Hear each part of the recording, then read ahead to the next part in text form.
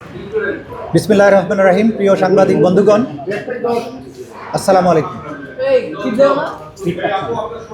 আজকে ব্যতিক্রমী একটা পরিবেশে আপনাদের সামনে দাঁড়িয়েছি।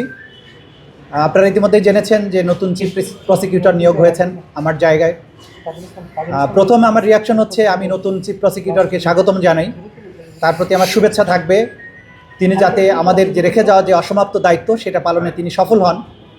বাংলাদেশের যে গণমানুষ যারা জুলাই আগস্টে রক্ত দিয়েছিলেন, জীবন দিয়েছিলেন, অঙ্গহানির শিকার হয়েছিলেন, তাদের যে চলমান বিচার প্রক্রিয়া আছে, আমি আশা করি নতুন চিফ প্রসিকিউটরের নেতৃত্বে এই ট্রাইব্যুনালে সেই বিচার প্রক্রিয়া অব্যাহতভাবে সুন্দরভাবে পরিচালিত হবে। একই সাথে গত 15 বছরের যে গুম এবং খুনের যে বিচারগুলো এখানে চলমান আছে, সেগুলোর বিচার ভালো মতো এখানে চলমান থাকবে। আজকে আমার অনুভূতিটা অম্লমধুর। 1.5 বছর সময় ধরে দায়িত্ব পালন করেছি। আপনারা সবাই জানেন যে বাংলাদেশের একটা কঠিন সময়ে আমি এখানে চিফ প্রসিকিউটর হিসেবে দায়িত্ব নিয়েছিলাম। জুলাই আগস্টের বিপ্লবের পরবর্তী সময়ে নতুন অন্তর্বর্তীকালীন সরকার যখন দায়িত্ব নিয়েছিলেন, সেই সময়ে বাংলাদেশের প্রায়োরিটি ছিল যে সদ্য ঘটে যাওয়া যে গণহত্যা বাংলাদেশের মাটিতে হয়েছিল, আমাদের তরুণ ছাত্র জনতা জীবন দিয়ে বাংলাদেশের একটা স্বৈর শাসনের অবসান ঘটিয়েছিলেন। তাদের যে উপরে সংগঠিত নিষ্ঠুরতা, তাদেরকে উপরে যে গণহত্যা হয়েছে, সেই বিচারের দাবিটা সেখানে প্রবলভাবে ছিল। ডক্টর ইউনূসের নেতৃত্বে অন্তর্বর্তীকালীন সরকার যখন দায়িত্ব নেন, তখন অন্তর্বর্তীকালীন সরকারের দুটো প্রায়োরিটির মধ্যে একটা ছিল এই জুলাই আগস্টে সংগঠিত হত্যাকাণ্ডের বিচার এবং রাষ্ট্রের বিভিন্ন জায়গায় রিফর্ম। তো সুতরাং দুটো প্রায়োরিটির এক জায়গায় আমাকে দায়িত্ব দেওয়া হয়েছিল এই বিচার প্রক্রিয়া এগিয়ে নেওয়ার জন্য। আমি যখন দায়িত্ব নেই, আপনারা জানেন যে এই মূল ভবনটি তখন পরিত্যক্ত অবস্থায় ছিল। চিফ প্রসিকিউটরের কার্যালয় পরিত্যক্ত অবস্থায় ছিল, একটা টিন শেডে কার্যক্রম চলছিল।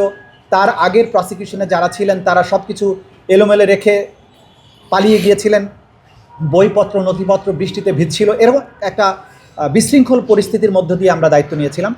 সেখান থেকে আপনারা জানেন যে শুরু করেছিলাম, আমরা প্রথমেই ছুটে যাই আহত যারা আছেন হসপিটালে তাদের কাছে, যেখানে আলামত আছে গণহত্যার শিকার যারা হয়েছেন সেগুলোর কাছে আমরা ছুটে যাই এবং সেগুলো সংগ্রহ করতে থাকি। পরবর্তী সময়ে গুমের ব্যাপারে যে তদন্ত হয় সেগুলোর ব্যাপারে আমরা কাজ করি এবং এই কাজ করার মাধ্যমে আপনারা জানেন যে একটা কঠিন সময়ে যে কঠিন চ্যালেঞ্জ ছিল, সেগুলোর মধ্য দিয়ে আমরা বিচার প্রক্রিয়াকে এগিয়ে নেওয়ার চেষ্টা করেছি। কারণ আমাদের দায়বদ্ধতা ছিল বাংলাদেশের ছাত্র জনতার প্রতি, যারা জীবনের সর্বোচ্চটা দিয়ে বাংলাদেশকে দ্বিতীয়বারের মতো মুক্ত করেছেন, স্বাধীন করেছেন। তাদের এই শহীদ পরিবারের সহযোগিতা পেয়েছে। আমি আজকের দিনে বিশেষভাবে স্মরণ করব যে শহীদ পরিবারের সদস্যরা যারা আমাদের উপর আস্থা রেখেছিলেন, আমাদের কাছে এসছেন, সাক্ষ্য দিয়েছেন, আমাদের তদন্ত কাজ, আমাদের বিচার কাজে সাহায্য করেছেন। শহীদ পরিবারের প্রতি বৈষম্য বিরোধী ছাত্র আন্দোলন, বাংলাদেশের যে সমস্ত ঘটে যাওয়া ঘটনার ব্যাপারে প্রত্যক্ষদর্শী সাক্ষী এবং বিগত সরকারের ডক্টর ইউনূস সহ অন্তর্বর্তীকালীন সরকারের মাননীয় উপদেষ্টাবৃন্দ সবাই এই বিচারের ব্যাপারে আন্তরিক ছিলেন। তারা আমাদের সর্বাত্মক সহযোগিতা দিয়েছেন, ট্রাইব্যুনাল পুনর্গঠন করেছেন, এখানে বিল্ডিংগুলোকে নতুন করে সাজিয়েছেন। সুতরাং সেই চ্যালেঞ্জের মধ্য দিয়ে আমরা যে দায়িত্বটা পালন করেছি, আজকে যে পর্যায়ে এসেছে, বিচার একটা গতিশীল পর্যায়ে আছে। আমরা আশা করি বাংলাদেশের এই যে জনতা, ছাত্র জনতার বিশাল ত্যাগের বিনিময়ে যে বাংলাদেশ, তাদের উপরে সংগঠিত নিষ্ঠুরতার যে বিচারের দাবি তাদের মধ্যে আছে, যে বিচারের তৃষ্ণা আছে, যে পরিবারের মানুষগুলো গুম হয়ে গেছে আর কখনো ফিরে আসবে না, সেই পরিবারগুলো চায় বাংলাদেশে তাদের এই পরিবারগুলো নিখোঁজ হওয়ার বিচার হোক, সঠিক বিচার হোক, যাতে করে তারা অন্তত একটা সান্ত্বনা পান যে তাদের প্রিয়জনকে ফেরত না পেলেও অন্তত যারা এই অন্যায়টা করেছিল তাদের একটা বিচার হয়েছে। সেই বিচারের যে তৃষ্ণা, সেইটার থেকে আমি মনে করি যে ইনশাল্লাহ নতুন যারা দায়িত্বে আসছেন, যিনি দায়িত্বে আসছেন, তিনি এই বিষয়গুলো মাথায় রেখে বাংলাদেশের এই মানুষগুলোর প্রতি, এই নির্যাতিত বেদনাহত যে মানুষগুলো, তাদের প্রতি সুবিচার করার স্বার্থে এই বিচার প্রক্রিয়া অব্যাহতভাবে সামনে অগ্রসর হবে। আমি তো মনে করি কোনো শঙ্কার কারণ নেই। এটা স্বাভাবিক প্রক্রিয়া। রাজনৈতিক সরকার যখন নতুন সরকার দায়িত্ব নেন, নির্বাচিত সরকার, স্বাভাবিকভাবেই তাদের রাষ্ট্রের বিভিন্ন জায়গায় তারা তাদের পছন্দনীয় লোকজনকে বসাবেন। এটা হচ্ছে স্বাভাবিক নিয়ম। একদল যখন ক্ষমতার থেকে চলে যায়, আমি এখানে নিয়োজিত হয়েছিলাম অন্তর্বর্তীকালীন সরকারের সময়, এখন নতুন সরকার এসছেন, তারা তাদের পছন্দের লোককে, তাদের কাজের সুবিধা, তাদের নিজস্ব পরিকল্পনা আছে, তারা নিশ্চয়ই সেই অনুযায়ী এখানে বসিয়েছেন। আমার পক্ষ থেকে তাদের জন্য সর্বাত্মক শুভকামনা থাকলো, সহযোগিতা থাকবে, পরামর্শ দরকার হলে আমি দেব। এবং আমি একজন সাধারণ নাগরিক হিসাবে চাইব যে বিচার প্রক্রিয়া এখানে চলমান আছে সেটার জন্য অবশ্যই অব্যাহত থাকে বাংলাদেশে এই অপরাধগুলো পুনরায় আর কখনো সংগঠিত হতে না পারে। এটাই মোটামুটি এখনকার প্রতিক্রিয়া আমার জন্য। আপনারা সবাই ভালো থাকবেন।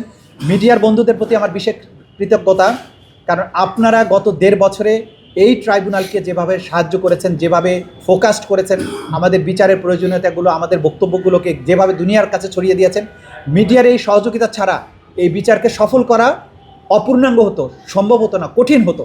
মিডিয়ার প্রতি আমাদের কৃতজ্ঞতা। আপনারা অসম্ভব পরিশ্রম করেছেন। রাষ্ট্রের প্রতি, বাংলাদেশের মানুষের প্রতি আপনাদের ভালোবাসা, দায়বদ্ধতার জায়গা থেকে আপনারা এটার প্রমাণ দিয়েছেন।